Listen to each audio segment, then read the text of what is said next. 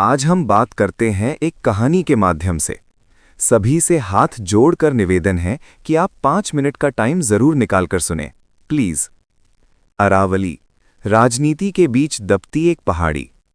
राजस्थान के अलवर जिले में बसा गांव धरणीपुर कभी हरियाली, मीठे पानी के कुओं और ठंडी हवाओं के लिए जाना जाता था। गांव के ठीक पीछे दूर तक फैली हुई थी अरावली की प्राचीन पहाड़ियां, जो हजारों सालों से इस धरती की रक्षा कर रही थीं। गांव में रहने वाला 18 साल का छात्र मोहन अक्सर शाम को अपने दादाजी के साथ उन्हीं पहाड़ियों की ओर देखता था। दादाजी हर रोज एक ही बात कहते, बेटा, अरावली सिर्फ पहाड़ नहीं है, ये राजस्थान की रीढ़ है। लेकिन आज का समय वैसा नहीं रहा था।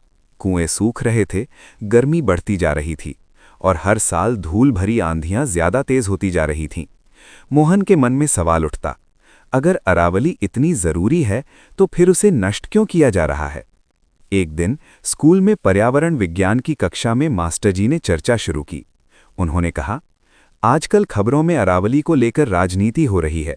कोई कहता है विकास के लिए खनन जरूरी है, तो कोई कहता है अरावली बचाना जरूरी है। बताइए, अरावली समस्या है या समाधान? कक्षा में 2 तरह की राय सामने आई। कुछ छात्रों ने कहा, सर, सरकार विकास के लिए सही कर रही है, सड़कें, फैक्ट्रियां और नौकरियां जरूरी हैं। कुछ ने विरोध किया, लेकिन सर, पर्यावरण नष्ट हो गया तो विकास किस काम का? मोहन चुप था, लेकिन उसके मन में बहुत कुछ चल रहा था। उसने हाथ उठाकर कहा, सर, मेरी राय में अरावली समस्या नहीं है, लेकिन राजनीति ने इसे समस्या बना दिया है। कक्षा में सन्नाटा छा गया। मोहन ने बोलना जारी रखा, अरावली रेगिस्तान को रोकने वाली दीवार है। ये बारिश के पानी को जमीन में रोककर भूजल बढ़ाती है। अरावली की वजह से ही दिल्ली, एनसीआर और राजस्थान के कई इलाकों का तापमान संतुलित रहता है। लेकिन आज अलग अलग राजनीतिक दल अपने फायदे के लिए अरावली को कभी विकास में बाधा बताते हैं तो कभी पर्यावरण का मुद्दा बना देते हैं। मास्टर जी ने गंभीर स्वर में पूछा, तो क्या मौजूदा राजनीति गलत है? मोहन ने संतुलित जवाब दिया, सर, राजनीति पूरी तरह गलत भी नहीं है और पूरी तरह सही भी नहीं। समस्या तब होती है जब विकास के नाम पर अवैध खनन, जंगलों की कटाई और कानूनों की अनदेखी की जाती है।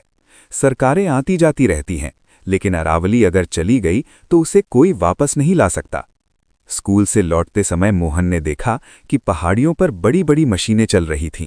कहीं बोर्ड लगे थे, ये विकास परियोजना है, और कहीं लोग फुसफुसा रहे थे, ये सब राजनीतिक मिलीभगत से हो रहा है। शाम को मोहन ने ये बात दादाजी से साझा की। दादाजी ने गहरी सांस ली और बोले, बेटा, पहले नेता कहते थे पेड़ बचाओ, अब कहते हैं पहले विकास बाद में पर्यावरण। लेकिन सच ये है कि पर्यावरण के बिना विकास सिर्फ कुछ सालों का भ्रम है। दादाजी ने आगे कहा, राजनीति तब गलत हो जाती है जब वो आने वाली पीढ़ियों का हक छीन ले।